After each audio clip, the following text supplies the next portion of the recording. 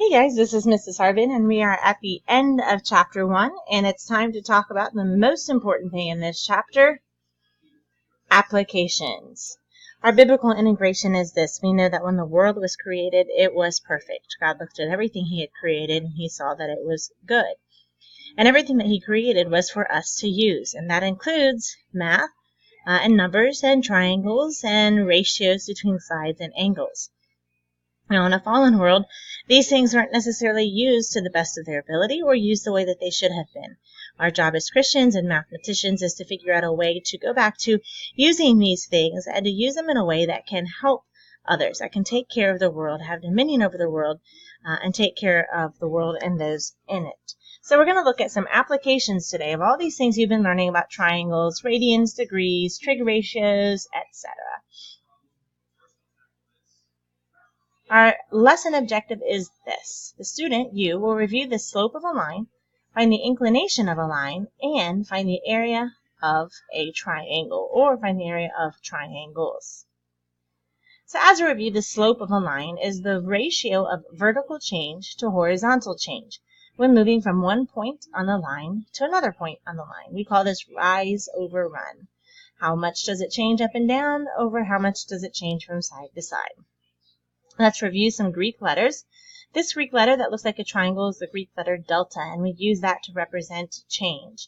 So slope, which is represented by the letter M, is delta y over delta x. How much does your y coordinate change over how much does your x coordinate change? So go ahead and find the slope of a line that passes through the points 5 and 9 and -2, 4.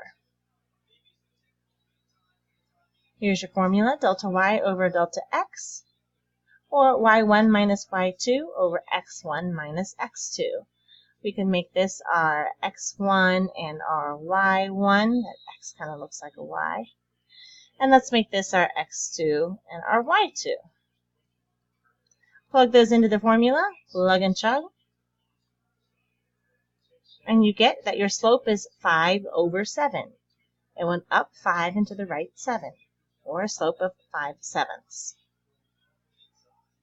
The inclination of a line is the angle that the line makes with a positively directed ray on the x-axis. The inclination of a line is the angle that it makes with a positively directed ray on the x-axis. The angle will be labeled with the Greek letter alpha. That little A-looking thing is the Greek letter alpha. So let's take a look at this line. Okay, you can see we've got our x-axis and our y-axis. We have a positive slope right here with this ray.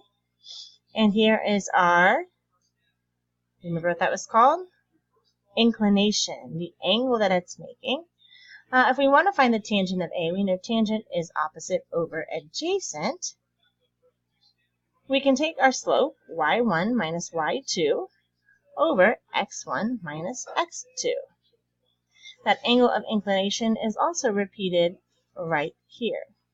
Here's our x1 y1 and our x2 y2.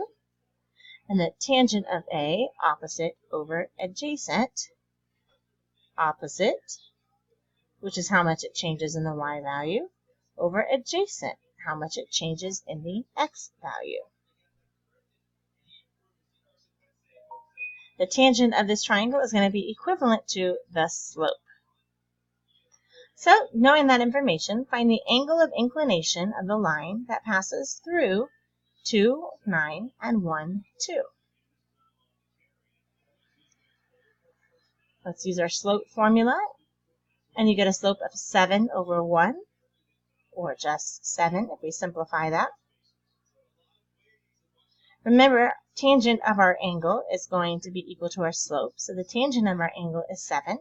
Let's use that inverse tan button, tan to the -1, to find the actual angle, and we get that our angle is approximately 81.87 degrees. If two lines are parallel, don't forget that their slopes are equal. Two lines that are parallel have equal slopes. If they have equal slopes, then they also have equal inclinations. Let's take a look at the area of a triangle. Since the sine of C, remember sine is opposite over hypotenuse, the sine of C is h over a, looking at just this triangle, just this half of the triangle here. Since sine of C is h over a, then hypotenuse equals a times the sine of C, not hypotenuse. Side h equals a over sine C.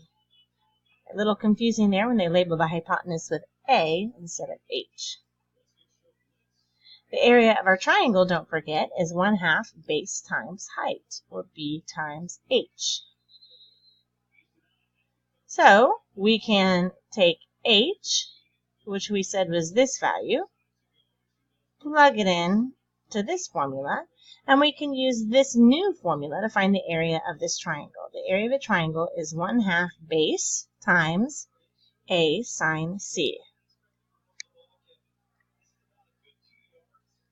Area of a triangle, here are 3 different formulas here. 1/2 AB sine C, 1/2 BC sine C, and 1/2 AC sine B. Notice that each letter is used only once. If you're using sides A and C, then you're going to do the sine of angle B. If you're using sides B and C, then it's the sine of angle A. And if you're using A and B, then you're going to use the sine of angle C. This should look very similar to the law of cosines. If you remember, the law of cosines ended with that -2 something something, sine something. And A, B, and C were each used once in that end part of the law of cosines. Find the area of triangle A, B, and C. Pause here and see if you can figure this out on yourself. Let's figure this out on your own. We're going to say that the area of the triangle is 1/2 AB sine C. And we're going to use sine of C because that's the angle that we know. We also know side A and side B. So let's plug in those numbers. And when we chug that through our calculator, we should get that the area of this triangle is approximately 47.5 square units. Try this one on your own. Find the area of triangle PQR, assuming that PQR is acute. You do need an angle, and it's 2 legs. Here we have an angle, and we have 1 leg, but we don't have the other one. And here we have 2 legs, but we don't have the angle. So what can we do? Let's use those ratios that we have, the law of sines, and have 9 over sine 48 is equal to 10 over sine Q. That will help us figure out what the sine of Q is, and therefore what angle Q is, 55.7. Remember, when you are given the ratio for the sine of something, like the sine of Q equals something, use that inverse sine button to work backwards from the ratio to get to your angle. Now that we know that the measure of angle Q is 55.7, we can figure out angle P using 180 minus 48 minus 55.7, which gives us 76.3. Now that we know an angle and the 2 sides that make up that angle, we can use our formula that we were using earlier. Angle A, or area of triangle, is 1/2 RQ sine P. So 1/2, the 2 sides that we know, times the sine of angle P. Let's plug in the numbers that we know, and that leads us to an area of 43.7 square units. So today we reviewed the slope of a line. We found that the inclination of a line is the same thing as the tangent. The tangent and the slope are the same thing, and that will help us find the inclination of the line.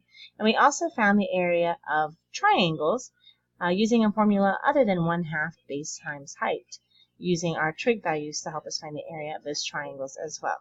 Make sure that you go back and write these formulas down and you commit those to memory, and you are able to use those to find missing pieces of information regarding triangles. If you have any questions, be sure to ask me next class.